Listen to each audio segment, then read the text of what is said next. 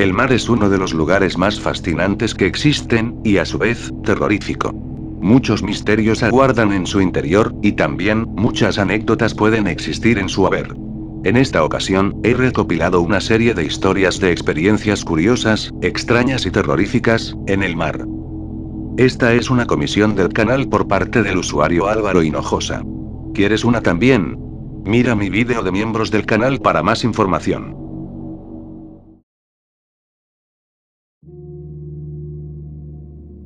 Trabajé en los barcos camaroneros del Golfo en los años 70. A 100 millas de la costa de Luisiana, el mar estaba en calma total.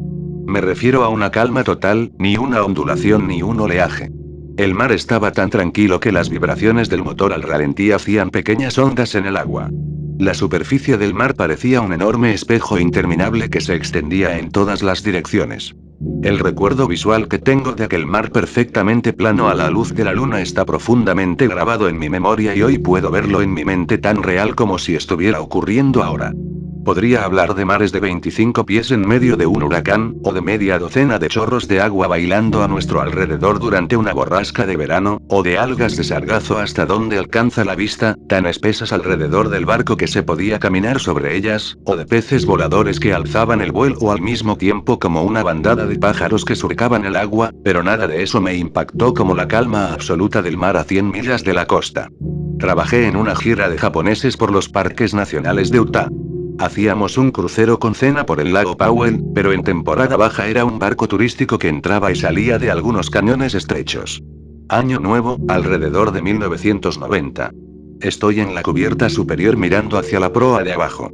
Calma total, el canal es ligeramente más ancho que el barco. En un momento dado no pude distinguir la superficie del agua. El reflejo perfecto de los acantilados y el cielo me hizo sentir como si estuviera en el espacio, en alguna aeronave, muy a lo Star Wars. Me asustó como nunca me había asustado antes o después. Duró unos instantes, 30 años después todavía no lo he olvidado. No fue en el mar, pero sí en una masa de agua. Hace unos 25 años, papá y yo estábamos pescando en el lago Sebago en Maine, en nuestra canoa insumergible Sportpal de 12 pies, interior forrado de espuma y estabilizadores unidos a los lados. Teníamos un motor de arrastre de 20 libras de empuje atornillado a un espejo de popa. Estábamos a una buena distancia de la rampa de carga cuando una tormenta eléctrica comenzó a rodar, una severa, enorme, oscura nube de yunque. No me habría sorprendido ver una nube de embudo caer de ella, estaba retumbando y relámpagos severamente, y tuvimos una elección, estábamos equidistantes de la rampa de carga, y una pequeña isla en la dirección opuesta, y dada la gravedad de la tormenta, tuvimos que tomar una decisión, isla o rampa de carga. Elegimos la rampa. Puse el motor de Curricán al máximo, y papá y yo empezamos a remar furiosamente hacia la rampa, casi conseguimos que la pequeña canoa se elevara. Llegamos a la rampa, y apenas tuvimos tiempo de volar la canoa, poner la batería de ciclo profundo en el suelo, dar la vuelta a la canoa para protegerla, y hacer una carrera loca hacia el coche, antes de que el cielo se abriera literalmente sobre nosotros, un diluvio absoluto, viento, rayos, todo el tinglado. Afortunadamente, fue un movimiento rápido y se disipó en 10 minutos, estábamos a salvo y seco en el coche cuando pasó, recogimos, pusimos la canoa en el coche y volvimos a casa. Mirando hacia atrás ahora, estoy bastante seguro de que fue mi primera experiencia con una micro ráfaga. Marina Mercante de los Estados Unidos aquí, navegando 4 años desde hace 4 días. Fui testigo de un terremoto mientras estaba a bordo. En primer lugar, fácilmente el momento más aterrador de mi carrera profesional, hasta ahora. En tránsito a lo largo de la costa oeste de México justo después del almuerzo, solo trabajando a través de mis deberes de mediodía. Solos mi comandante y yo en el puente. De repente, el barco empieza a temblar, ligeramente al principio, y poco a poco se convierte en un temblor muy violento. La mejor manera en que puedo describirlo es que era similar a las turbulencias de un avión, pero más lento y más fuerte. Por supuesto, estoy asustado. Solo duró unos 30 segundos, pero fue aterrador. Mi ave y yo estamos en las dos alas del puente buscando si hay algo en el agua con lo que podríamos haber chocado, un contenedor sumergido. Estoy verificando nuestra posición de todas las maneras posibles, asegurándome de que no hemos olido el fondo de alguna manera. Siendo el navegante a bordo, estaría en la mierda si esto fuera cierto. Mejor desempolvar el viejo currículum. El capitán sube al puente y dice: ¿Qué coño está pasando? Llaman a la sala de máquinas, empiezan a revisar los espacios vacíos, los espacios de maquinaria y las sentinas. El jefe de la tripulación llega al puente, hace que el contramaestre y el equipo de cubierta empiecen a sondear todos los tanques. Los teléfonos y las radios suenan a diestro y siniestro, todos me preguntan qué ha pasado y no tengo respuestas. Después de unos 15 minutos, las cosas empiezan a calmarse y nada parece salirse de lo normal. El capitán se dirige a su despacho para llamar a la oficina y presumiblemente firmar mi salida del barco, supongo.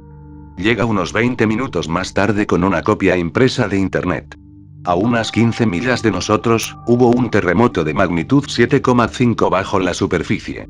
La cantidad de alivio que inundó todo mi cuerpo fue casi orgásmica. Nada pareció dañarse en las secuelas, todos nos reímos de ello más tarde. El capitán dijo que estaba blanco como un fantasma cuando subió. Cuando estaba en la universidad, decidí estudiar para la Marina. Después de 10 meses de entrenamiento, fui destinado a la costa este en un submarino pequeño. Como parte de mi formación, se me dio la tarea de escuchar e identificar varios sonidos, lo normal en la escuela de radar.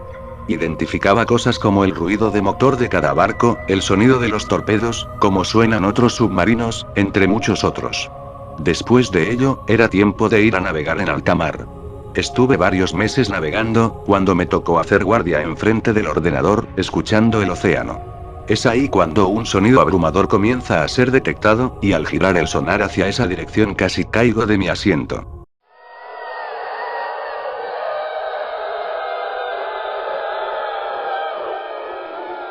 Los sensores estaban vueltos locos, y luego cesó el sonido. Y luego, como un screamer, volvió a estar ahí. Los sonidos de cientos de voces en agonía se oyeron, miles, como si fuera del mismísimo infierno. Una vez confirmé aquello, hice que mi supervisor viniera a ver lo que pasaba. Cuando escucha y mira hacia la pantalla, no tenía alguna explicación para ello, salvo el movimiento de las placas tectónicas. Esos gritos perduraron 30 segundos, hasta cesar para siempre. Nunca más volvió a pasarme, pero es una experiencia de la cual no tengo explicación, y me aterra saber qué fue.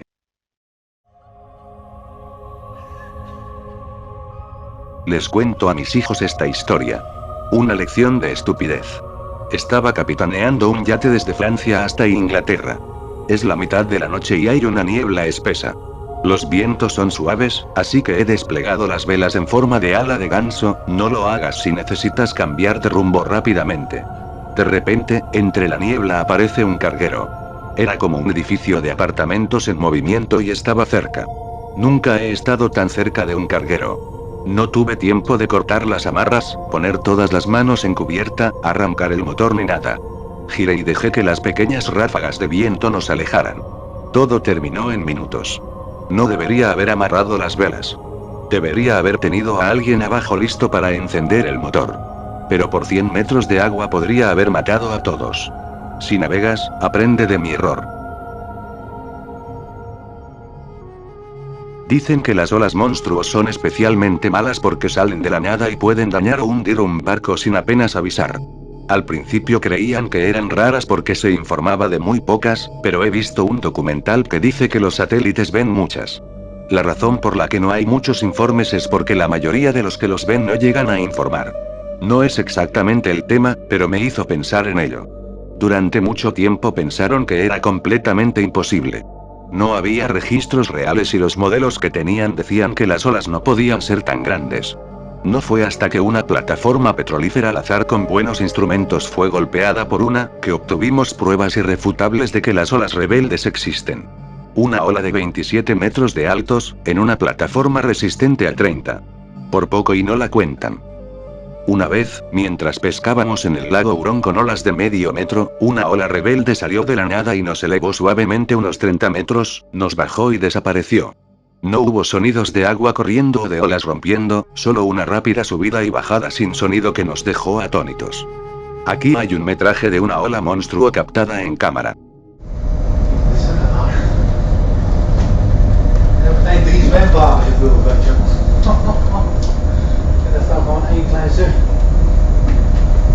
Dit, die boom.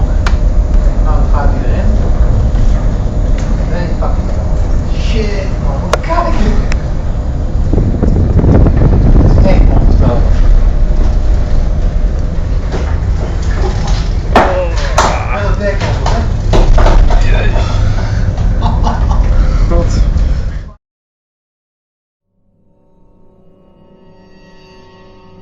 Hace unos 2 meses yo y mis compañeros de buceo fuimos a un viaje de pesca submarina a uno de nuestros sitios favoritos, a unos 5 minutos de donde vivíamos. Un tiburón se acercó demasiado a nosotros un par de veces, dando vueltas detrás de nosotros y todo eso, así que salimos y nos dirigimos a otro naufragio a unas pocas millas de distancia. Salgo de la embarcación y tan pronto como las burbujas se despejan y puedo ver, me encuentro con otro tiburón blanco aún más grande a menos de 10 pies de distancia, es decir, está justo al lado mío. Casi me cago en el traje de neopreno y volvemos al barco lo más rápido posible. Una vez que volvimos a la embarcación, colgamos a mi amigo por la borda y él disparó a una serviola decente, esperábamos llamar la atención del tiburón y filmarlo comiendo el pez, pero nunca fue a por él. Pensamos que no tenía hambre así que decidimos subir y filmarlo un poco. El segundo tiburón no fue tan agresivo como el primero, después de vernos inicialmente nunca se acercó más allá de 60 a 70 pies o así. Pescamos alrededor de él durante una hora y casi todos conseguimos un buen pámpano africano para la cena. Aquí hay una foto del primer tiburón, el tiburón tigre de arena debajo de él es cada poco de 8 a 10 pies de largo. Arpones gigantes entrando y saliendo del mar LOL. En el Golfo de Alaska, he visto algunas cosas. Pero una de las cosas más terroríficas que he visto es lo que puede ocurrir con algunos troncos sueltos del comercio de la madera. A veces, cuando un gran tronco se suelta de una balsa, se encharca parcialmente y flota hasta el final. Así que tienes este poste de teléfono de 4 pies de diámetro en el mar, sobresaliendo 40 pies en el aire. No es gran cosa. Aparece en el radar, y es fácil de detectar. Ahora, dale a ese poste 20 años de estar flotando o algo así.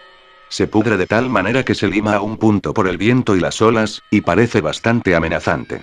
Ahora, póngalo en un vendaval con olas de 25 pies, 50 pies de la parte inferior a la superior, y se convierte en un imponente pico de muerte que se dispara desde el mar cada 15 o 20 minutos, de la nada, 60 pies en el aire, solo para sumergirse en las oscuras profundidades a la espera de ensartar algún barco desprevenido en unos pocos minutos cuando se empuja fuera del océano de nuevo. Es un auténtico espectáculo aterrador, raro, pero no tanto como para no haber visto dos en una temporada. Es como el pito de Neptuno buscando una oportunidad para joder tu mierda de una manera particularmente aterradora. Marinero de toda la vida y he tenido la mala suerte de ver cosas muy feas, pero sinceramente lo que más miedo me ha dado es una mano convertida en alga que salía del agua. Yo, el imbécil, no me di cuenta de que era solo un guante de goma que estaba lleno de aire. Más en serio, una vez estuve haciendo un rescate para una regata de vela. Eran los nacionales y había unos 200 barcos. Eran espejos, así que estaban tripulados por niños de entre 12 y 16 años. Entre la segunda y la tercera regata nos cayó una enorme borrasca. En 60 segundos todos los barcos volcaron y había niños en el agua, tuvimos que luchar, algunos de los niños estaban agotados y tuvimos que ayudar a enderezar más de un barco, normalmente no se haría eso. Estar a cargo del rescate era un poco preocupante, pero los chicos que trabajaban para mí eran geniales y consiguieron mantener la flota a salvo y lo han solucionado en unos 5 minutos.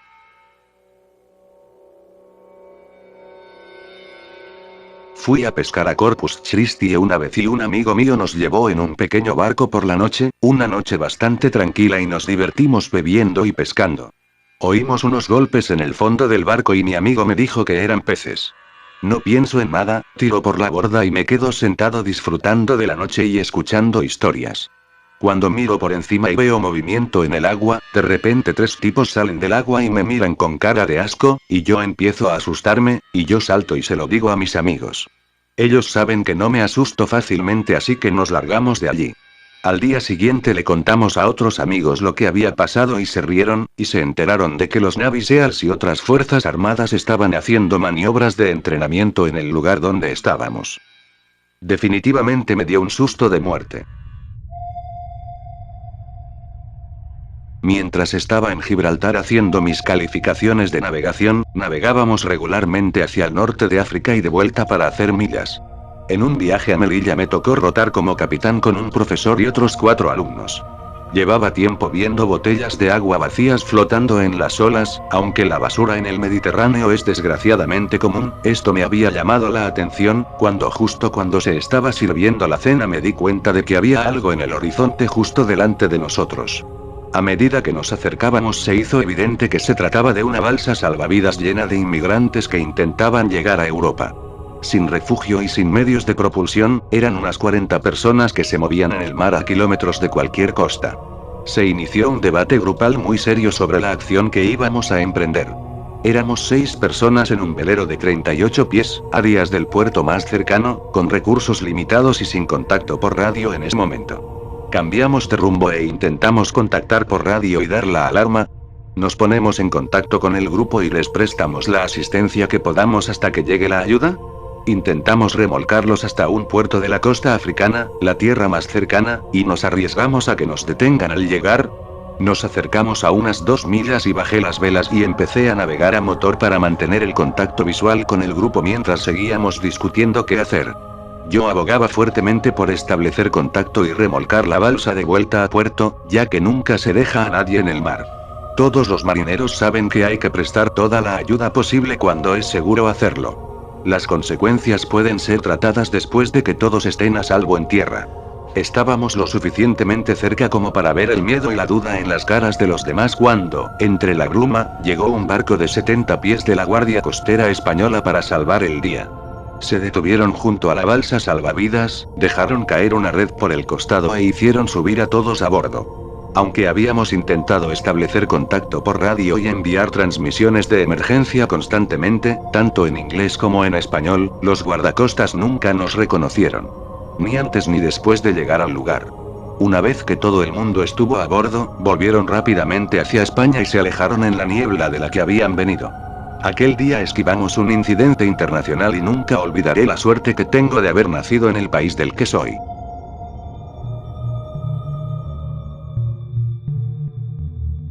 Estaba en un pequeño velero a unas 100 millas de la costa.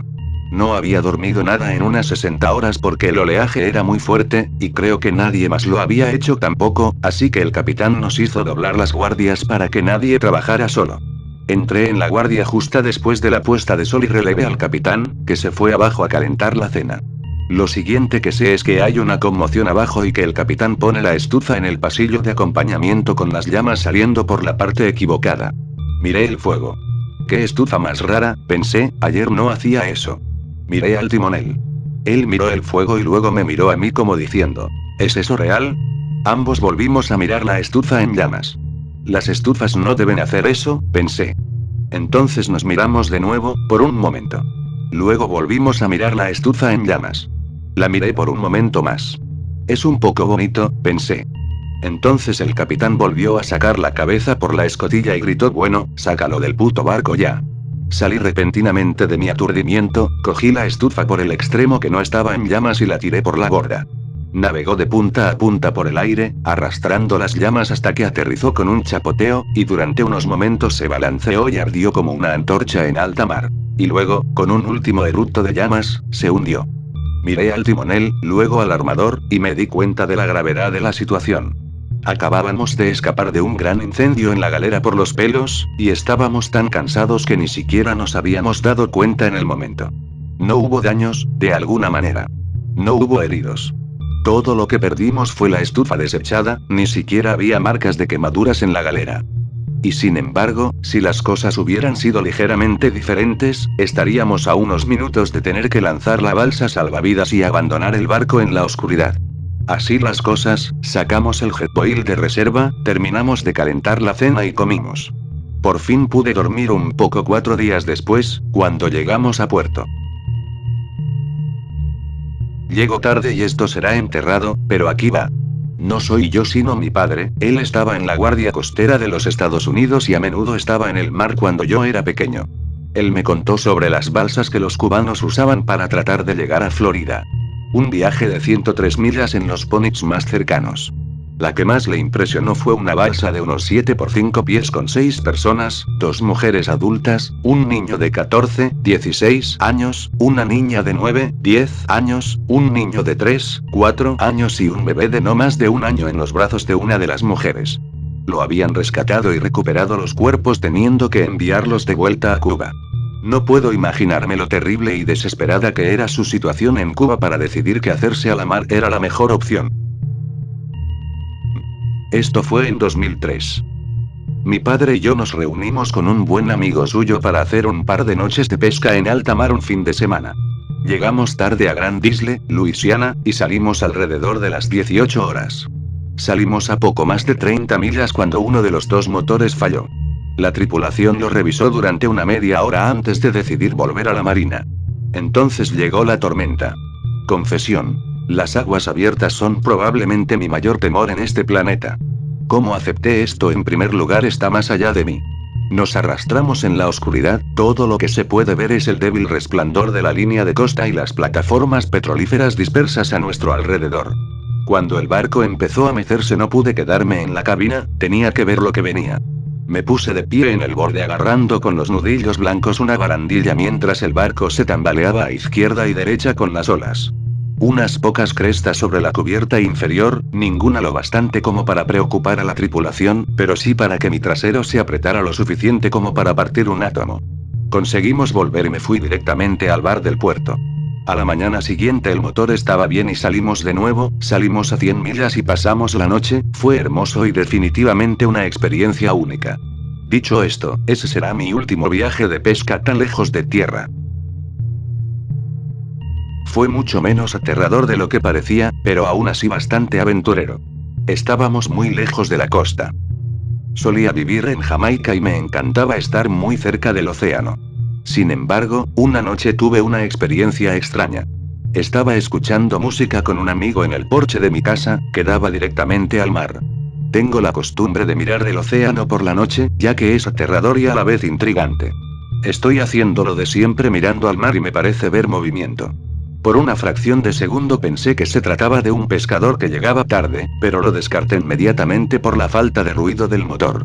El objeto salió del agua con gracia y elegancia. La parte que pude ver fuera del agua era de solo 1 pie o menos de altura y tan larga como un sedán de tamaño medio. Tenía un arco y eso me llevó a pensar en un gran animal marino como una ballena. No creo que esto haya sido posible ya que el objeto estaba a unos 40 pies de un sólido acantilado de coral. Tal vez fue un submarino de drogas. Se utiliza a menudo una parada para los cárteles de la droga de Colombia para repostar. Pero creo que un submarino que sale a la superficie todavía haría ruido y eso no explica la proximidad a la Tierra. Se hundió de nuevo en la negrura, para no ser visto nunca más. El silencio de todo esto es lo que me impactó. Todavía me estremece pensar en lo que vi.